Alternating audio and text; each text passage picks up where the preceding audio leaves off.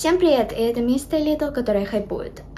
И сегодня я снимаю очень интересное видео для этого канала, да и в принципе видео для себя, потому что сегодня я вам расскажу о моих мистических историях из жизни. Да, многие из вас просили такое видео, да и плюс я его хотела уже долгое время отснять, поговорить с вами на эту тему. Сразу хочу сказать то, что у меня лично, у самой прям каких-то мистических историй, знаете, типа пошла в туалет, услышала какой-то звук, увидела в зеркале какого-то призрака. Нет, у меня такого не было, не ждите таких историй. Верьте, не верьте, это, конечно, уже ваш выбор, но мы с вами начинаем. В общем, первая история произошла, наверное, лет 10 назад, когда я была в танцевально-гимнастическом лагере. Ездила старшая группа, это там девочки 10-11 лет, но так как я в свои 5-6 занималась так же хорошо, как и они, меня одну вот малявку решили послать тоже в этот лагерь. Суть в том, то, что, вы понимаете, как выглядит лагерь, и как бы ты туда едешь, ты там ночуешь, иногда приезжают твои родители, там смотрят, что ты делаешь. У нас, соответственно, была такая территория, домики, и на улице был туалет. И каким-то вечером, я не помню, что мы делали, но суть в том, то, что какая-то староста, какие-то взрослые девочки начали рассказывать страшные истории. То, что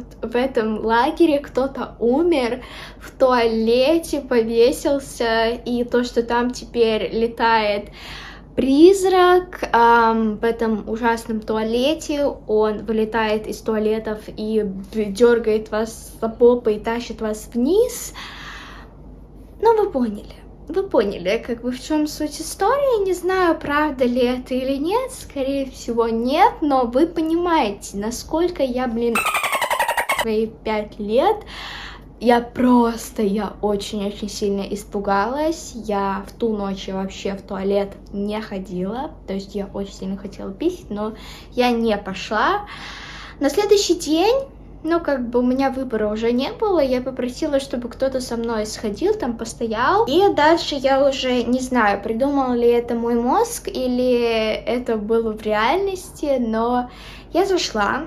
У меня воспоминания, то, что этот туалет, эти кабинки, несколько вот этих кабинок, очень-очень страшно они выглядят. Понимаете, как выглядит туалет в лагерях в старых? Не очень чисто. И вот эти вот кабинки, я захожу в эту кабинку, сажусь, taking my time, и не знаю, что это было, на улице ли это происходило, или же в туалете, но был типа стук. Понимаете, да? И дальше. Самое эффектное, на секунду отключается свет. Просто пац, и снова включается. Не знаю, пранковали ли меня кто-то там снаружи, кто-то решил поиграть со светом и с моей детской психикой. Или это было реально, или я это сейчас со временем придумала, потому что, как я вам говорила, это все происходило достаточно давно. И я не уверена, как эта вся картинка выглядела, может, у меня немного другие воспоминания, мозг сохранил.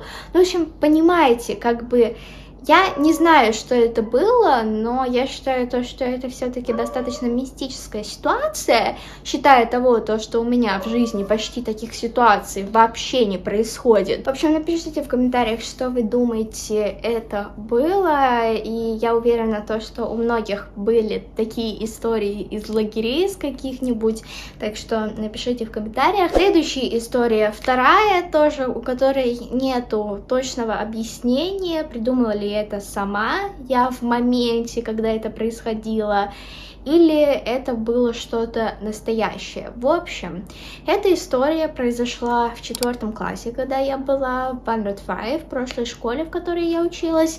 Мне на тот момент было сколько? 7, 8, 9, 10, примерно 11 лет мне было, и у нас тоже был типа такой фетиш на вот эти вот страшные истории. Я как-то приезжала вечером, увидела, что кто-то бежит по нашей школе огромный.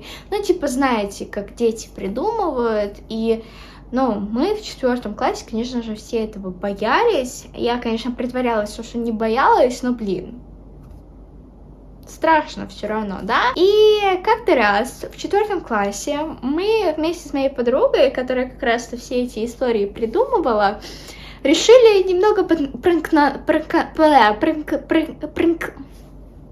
пранк сделать мы, короче, решили. На тот момент была как раз популярна тема со Слендерменом, и мы такие, давай сделаем по классу, там, красным почерком, красным карандашом, напишем разные страшные штуки, развешим по классам и типа сделаем такой квест. Ну, то есть, как бы, понимаете, страшный плюс адвенчер. Все это мы делаем, как бы ничего не происходит, как бы нормально. Кто-то в классе пугается, кто-то нет, но мне кажется, ну, это слишком фейково все выглядело, особенно когда все находили эти бумажки, мы с моей подругой просто стояли и ржали. Ну, как бы, насколько можно было это беспалевно еще делать, да? Но подходим к самой ситуации. Что произошло? Там последнее задание было сходить в туалет и увидеть надпись. И так как мы создали этот квест, соответственно, я должна была сходить и написать эту надпись помадой в туалете. И вот происходит что-то странное. Я иду как бы в женский туалет, со мной еще Олег, он как бы тоже знал обо всей этой ситуации, он стоит снаружи, я захожу, пишу там на 2-й, на 3-й кабинке, типа get out, или что-то help me, ну, в общем, такие, знаете, типа spooky, you know, и я написала это, причем я это писала очень-очень быстро, потому что уже нашли эту бумажку последнюю, и кто-то уже шел сюда. И я это пишу, и когда начинаю выходить, такое ощущение, будто меня кто-то толкнул. А чтобы вы понимали, я в туалете была одна. Свет мы специально выключили, чтобы создать атмосферу. Я одна, Олег снаружи, как бы снаружи туалета, и я чувствую, как будто меня кто-то пихает. Типа просто как бы... Я упала. Я реально упала. У меня после этого пипец как болела коленка. Там, по-моему, даже царапина была. И я до сих пор не могу понять, что это было. Я подскользнулась, потому что как бы там, ну, это туалет. Или просто я себе это надумала, или, опять же, потому что торопилась, слишком быстро бежала. В общем, очень много вариантов, но я не знаю, какой из них, но реально страшно было потом, когда мы рассказали всем о вот этой вот всей ситуации, то, что мы это все придумали, и то, что я упала в туалете после этого, всем реально как бы стало, знаете, не очень по себе, особенно 4 класс, ну и последняя история, которой уже мы нашли объяснение, и у нее happy end.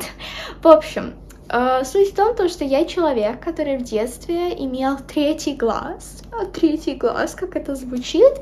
В общем, я видела призраков, духов, призраков. Нет, призраки это слишком по-детски звучит. Короче, духов я видела. И было 2 раза, когда, ну, может, было это больше, но мы именно помним 2 раза. Первый раз я ехала в машине просто, мы ехали, по-моему, к бабушке с дедушкой, что ли, или что-то такое. Ну, в общем, суть в том, что мы ехали по трассе, и это был лес. Как бы была дорога и лес. И я такая прошу своей мамы: мам, дай телефон. Мама мне дает, думает, что я буду играть, а я беру и фотографирую. Просто беру и фотографирую. Like, I don't know what I was doing. Я просто зашла и сфотографировала. Проходит немного времени, еще никто, что я там сфотографировала, не видит. Появляется еще одна фотография на телефоне, которую мы до сих пор не можем понять, кто сфотографировал. Не знаю, конечно, найду ли я фотографии или нет, но, в общем, если нашла, то сейчас вы ее видите на экране, и это 2-я фотография, а вот 1-я фотография. Найдите отличия, как говорится.